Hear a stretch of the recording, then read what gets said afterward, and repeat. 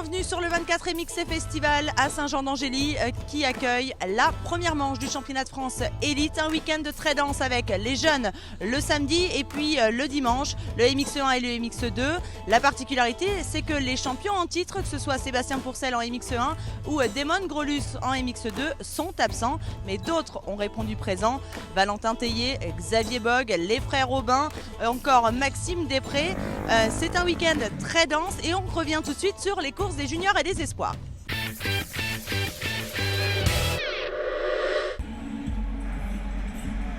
Plus petite catégorie représentée ici ce week-end, les espoirs courent sur des 85 cm3.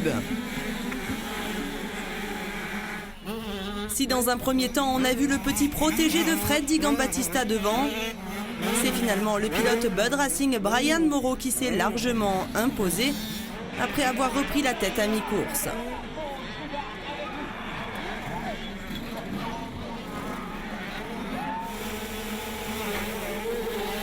En seconde manche, malgré un changement de moto sur la grille, Brian Moreau mène la danse et pendant ce temps-là, Guyon abandonne sur problème d'échappement. À 3 tours du damier, le drapeau noir est présenté à Brian Moreau. C'est la désillusion dans le clan Bud Racing. La victoire revient à Verhaeghe, devant Auquier et Berry.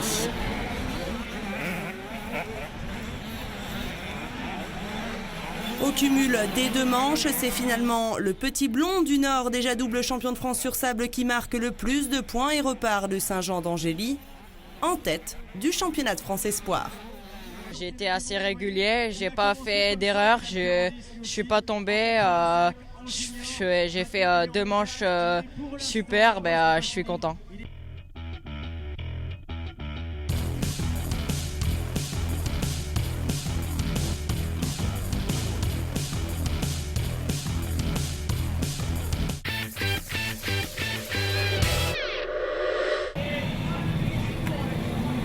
Du côté des juniors qui évoluent sur 125 cm3, pas mal de petits nouveaux comme Zachary Pichon ou encore Calvin Fontvieille, champion de France Espoir 2014. Dès le départ, l'homme fort de cette catégorie, c'est Maxime Renaud. Il part devant et s'octroie le all shot.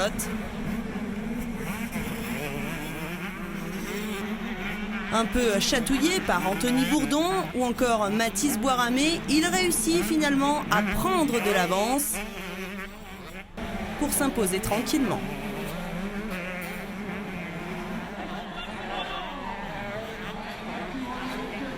Un peu difficile dans les débuts de course, avec Mathis qui était derrière moi, qui mettait la pression. Après j'ai réussi à faire l'écart, donc ça a été bien et à la fin j'ai géré un peu ma course et c'était top.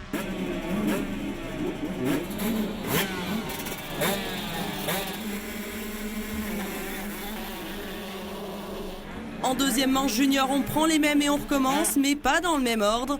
Deux pilotes se retrouvent en tête avec Anthony Bourdon et Maxime Renaud. Malheureusement, ce dernier chute, il repartira seulement 3e. Il va ensuite se livrer une bataille sans merci avec Mathis Boiramé pour la 2e place. Une manche musclée pour les deux juniors. Et c'est finalement Boiramé qui terminera 2e derrière Anthony Bourdon.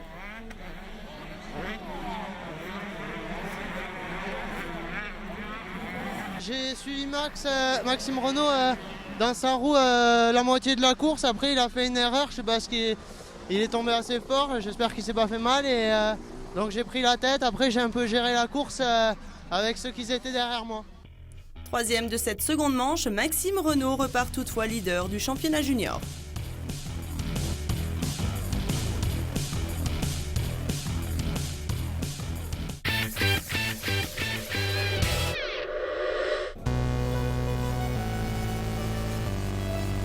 Vice-champion de France MX2 l'année dernière, Arnaud Aubin sera un client dans la catégorie. Vous êtes maintenant avec Suzuki France, vous et votre frère. C'est aussi d'autres contraintes, j'imagine. Oui, d'autres contraintes. Après, c'est aussi sympa pour nous de faire ça parce que l'an passé, on n'avait pas à s'occuper, par exemple, de commander des pièces, tout ça. Mais bon, ça nous plaît tous les deux et puis on est content. Au moins, on sait vraiment le matériel qu'on a. Revoir Maxime Després en France, j'imagine que ça fait plaisir. Et puis Soubeyras aussi dans la catégorie, c'est bien. Forcément, ça élève le niveau parce que Soubeyras c'était un pilote qui roulait devant MX1 et Després c'est quand même un ancien bon pilote de Grand Prix, même si l'an passé il n'a pas fait une saison extraordinaire. Mais là, on a vraiment l'impression qu'il est revenu à son meilleur niveau. Donc je pense que pour la catégorie MX2, c'est vraiment bien qu'il roule avec nous. Quand on a un objectif raisonnable, on se dit les 3 ou directement la gagne? Non, je pense qu'aujourd'hui, si je veux gagner, ce serait prétentieux de dire ça parce que vu les premières courses de préparation que j'ai fait et mes chronos ce matin, ce serait bête de dire ça. Donc je pense qu'un bon top 5 et un podium déjà, si je repars sur le podium ce soir, ce sera déjà vraiment une bonne chose.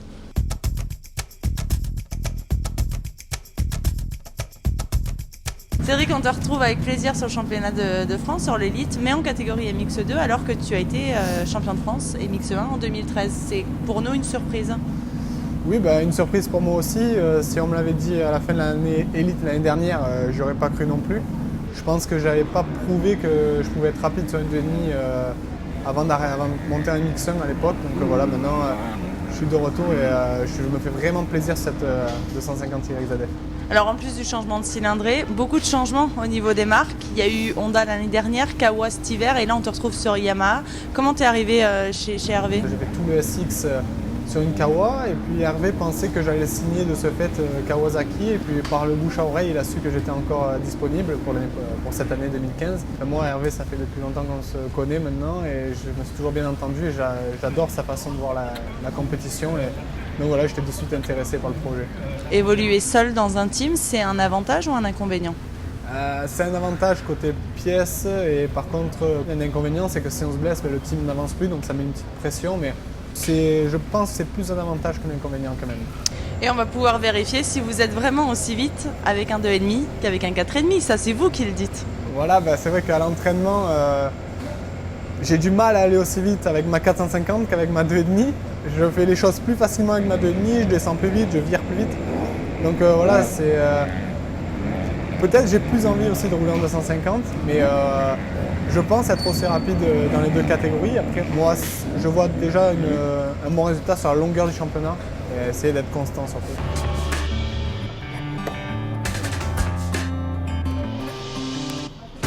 On a le plaisir cette année de retrouver Maxime Després sur l'élite après une année en Grand Prix sous d'autres couleurs aussi, donc ça fait pas mal de changements. Maxime, comment ça va se présenter là? Je suis là pour jouer la tête, mais c'est aussi pour me faire plaisir et en préparation de l'Europe et pour essayer de retrouver le mondial l'année d'après. Sur cette piste-là, que vous connaissez bien, comment ça se présente? La pole ce matin, ça va bien, mais on est dans des conditions qui sont difficiles aussi. Donc j'imagine qu'il y a pas mal de paramètres à prendre en compte. C'est sûr que la piste est délicate, c'est assez piégeux, il faut faire attention au niveau des trous et des ornières. Mais ouais, le départ va être super important, donc j'espère partir devant et faire une bonne manche. Després et Lenoir ont été les plus rapides de leur séance qualif. Le pilote Bud se place à l'intérieur pendant que Lenoir choisit le centre. Stratégie payante pour Després qui fait le all shot devant Danouzé, pourtant parti tout externe. Il surgit de nulle part au premier virage et prend la roue du pilote Bud. Pendant que les premiers partent, c'est le carambolage à l'arrière, parti d'un changement de trajectoire du local Michael Levrault. Il s'en sort bien, mais derrière, une dizaine de motos est plantée dans la montée. Maxime Després est toujours devant et accroît son avance sur Nicolas Dercourt qui a repris la deuxième position à Danouzé.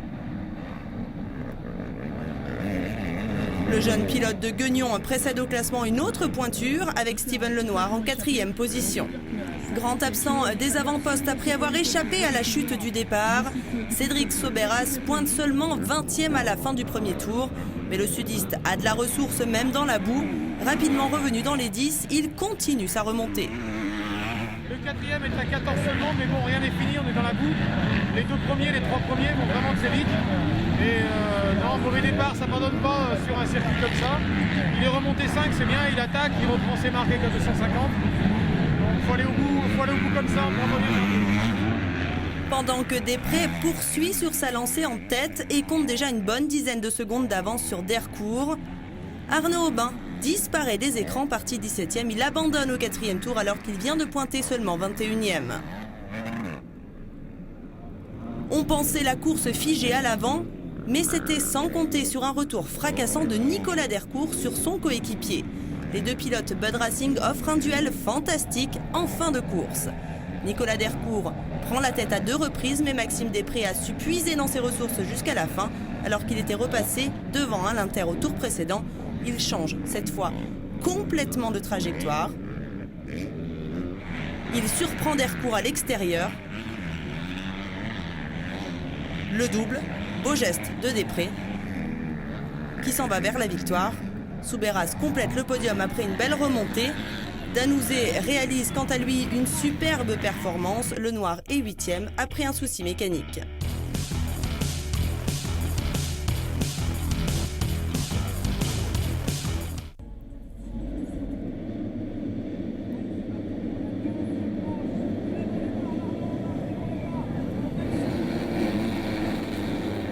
En deuxième manche, c'est à nouveau un cavalier seul de Després durant plus de la moitié de la course.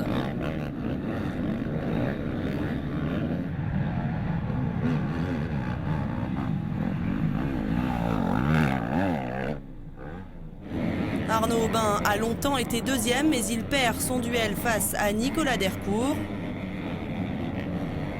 Alors troisième, il se fait encore doubler par Soubeyras,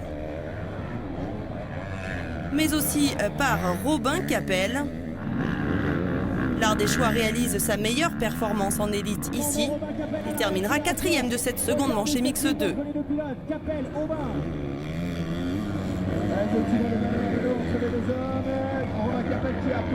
Cette fois, Després tient bon quand Dercourt revient. Et il s'impose à nouveau devant son coéquipier de chez Bud Racing. Soubeyras complète une fois de plus le podium. Ouais, j'ai encore pris le meilleur départ et c'est vraiment important aujourd'hui. Et après, dans les premiers tours, j'ai vraiment fait le trou. Et après, j'ai eu du mal avec mes lunettes, j'ai perdu un peu de temps idiotement. Mais mon roulage était mieux, j'étais plus relâché et je suis content. J'ai gagné la deuxième manche, donc c'est bien pour le championnat. Il m'a senti arriver, donc il en a remis un petit peu et j'ai fait une erreur au fond du terrain. Donc j'ai perdu du temps et j'ai pas pu rattaquer sur le reste du circuit. Mais bon, je suis content de moi, j'ai fait vraiment une bonne manche. Et mes erreurs, je vais les travailler encore et encore et j'espère faire mieux les prochaines fois parce que c'est que le début du championnat. Avec un doublé, c'est logiquement Maxime Després qui remporte cette journée et repart leader de la catégorie MX2.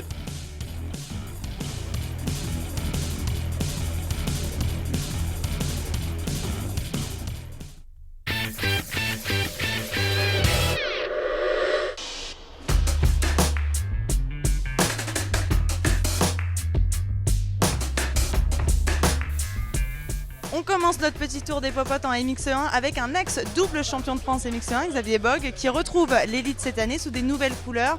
Bref, on a plein de questions à vous poser. Déjà, comment ça va ici à Saint-Jean-d'Angély, Xavier ?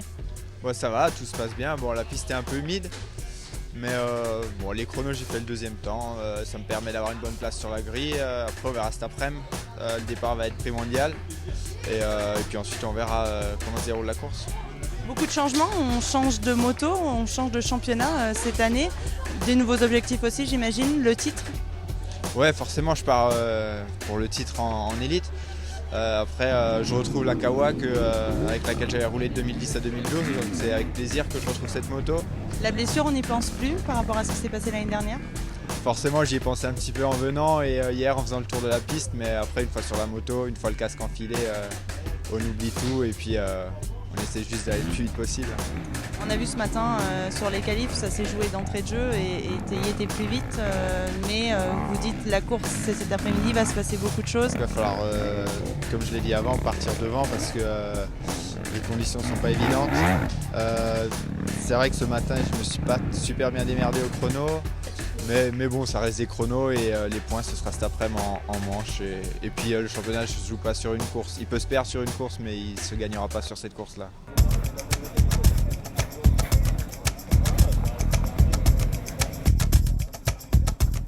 Quatrième du championnat en MX1 l'année dernière, Valentin Tellier est présent à Saint-Jean-d'Angély. Nouvelle moto cette année, nouvelle équipe, pas mal de changements par rapport à l'année dernière. Des changements, oui, c'est vrai, puisque bon, j'étais Kawasaki, maintenant je suis passé Honda. Et je suis vraiment satisfait de cette moto. C'est une moto qui me convient, parce que compte tenu de mon gabarit et de mon poids, c'est une moto facile à piloter, donc voilà, c'est cool. Maintenant, comme je dis, on a un objectif qui est quand même le championnat de France Elite et le titre, donc on va tout faire pour l'avoir. La pole à l'Inter? Ouais, on va essayer de se mettre inter, milieu, etc. On va voir. Je préfère pas le dire en fait. Non mais tu peux me le dire maintenant, je vais pas aller voir les autres. Ouais, c'est vrai. Non, mais inter, ouais, il y a plusieurs traces de bien, même si je pense que l'intérieur est mieux, plus dur, on va dire, et donc plus de traction et voilà quoi. Il a eu du mal à nous le dire, mais c'est bien à l'intérieur qu'on retrouve le poleman. Aubin, deuxième temps qualif, opte quant à lui pour le milieu de la grille et ça paye. On retrouve la Suzuki qui fait le all shot de cette première manche MX1. Gros carton au départ provoqué par Richard Fura. Malgré cet incident, le spécialiste du sable remontera 8e. Nico Aubin aussi est vite repris par Xavier Bogue dans la montée suivante. Valentin Tellier est quant à lui 3e. Mais le pilote SR Moto Blues chute dans le deuxième tour. Il repartira 4e, mais perdra beaucoup de temps. Et à ce moment-là, Bogue est déjà loin devant, il semble filer vers la victoire. Tellier n'a pas dit son dernier mot. Il revient déjà comme un boulet de canon sur Aubin qui ne peut rien faire pour le contrer. En roulant 3 voire 4 secondes plus vite que Bogue, on le retrouve rapidement au contact du leader. Le pilote Honda continue sur sa lancée et passe de la 3e à la première place dans le 12e tour. Bogue semble bien sonné par la remontée fracassante de Tellier. Il ne cherche même pas à tenir la Honda. Derrière le trio de tête, on retrouve tout d'abord Loïc Rambaud qui termine 4e après une course très constante. Et malgré le retour de Flo Richier, le sudiste est revenu dans la nuit d'Angleterre pour s'aligner au guidon de la Yamaha de Seb Pourcel. Il terminera 5e de cette première manche. À l'avant, Tellier déroule et va s'imposer avec une dizaine de secondes d'avance sur Bogue. Aubin a conservé sa 3e place. Je me suis concentré sur mon pilotage et au final, je suis revenu, j'ai doublé Nicolas Aubin, Xavier Bogue à la fin, dans les 2 derniers tours. Et je gagne avec un peu plus de 10 secondes d'avance, donc c'est un peu inespéré et je suis vraiment content.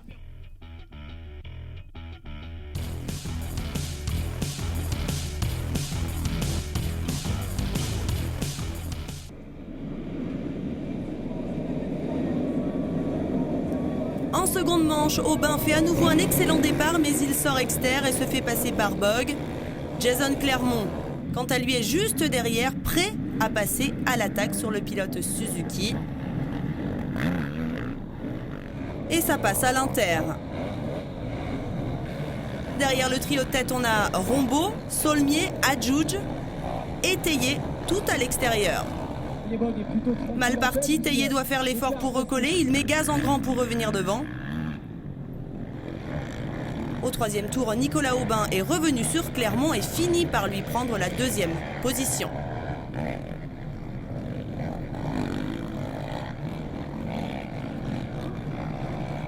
Pendant ce temps-là, c'est un cavalier seul de Xavier Bogue dans cette manche. Derrière lui, Tellier poursuit sa remontée. Et il met maintenant la pression à Clermont pour le gain de la 3e place dans le 6e tour. Un tour plus tard, alors 5e, Loïc Rambaud abandonne. C'est Richard Fura qui complétera le top 5 de cette manche, remporté par Xavier Bogue, devant Nicolas Aubin et Valentin Tellier.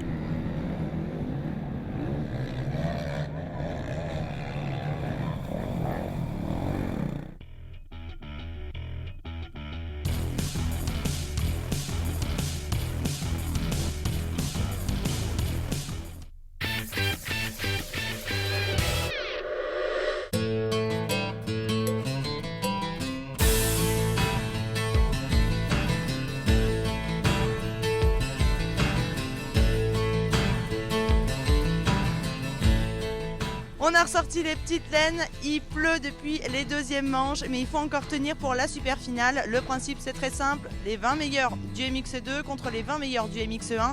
On se presse pas, franchement, on en a certains qui font leur trace, ils restent bien à l'abri sous les parapluies. On a même Jackie Vimon avec Nicolas Dercourt. Voilà, on se prépare gentiment et puis là j'imagine que ça va être un gros spectacle parce qu'il va y avoir du rythme.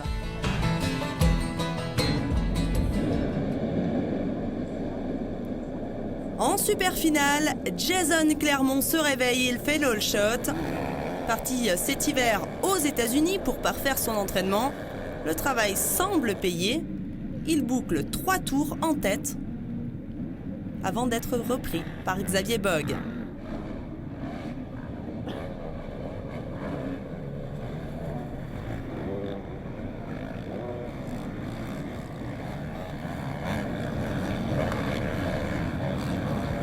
Complètement une limite, notamment dans la remontée en hiver, on prend complètement l'extérieur. Alors devant, l'Alsacien ne laisse aucune chance à la concurrence. En 3e position, Nicolas Aubin tient jusqu'au 4e tour.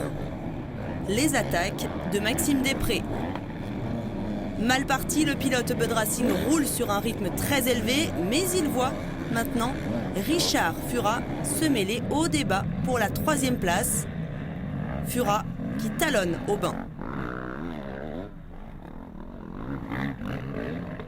Mais il sera rapidement écarté des débats et va reculer au classement pour terminer seulement 9e. Nico Aubin, quant à lui, continue sa bagarre avec Després. Il a même repris pour quelques tours la 3e position.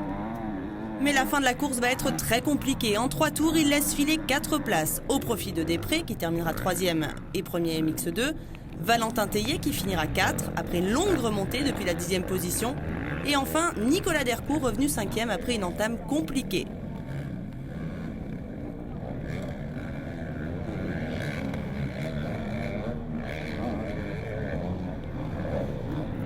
En remportant cette super finale dans des conditions dantesques devant Jason Clermont, Bogue a conjuré le sort sur cette piste qui lui avait valu une blessure l'année dernière.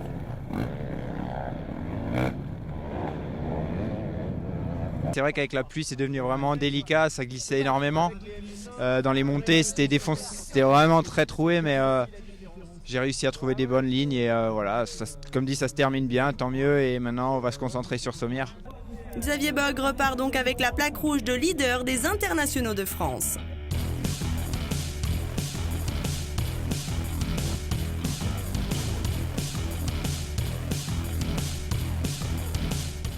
Voilà, c'en est terminé pour cette première manche de l'élite, de la pluie, de la boue. On en a jusqu'au-dessus. Je vous donne rendez-vous dans 15 jours à Sommières, sous le soleil, j'espère.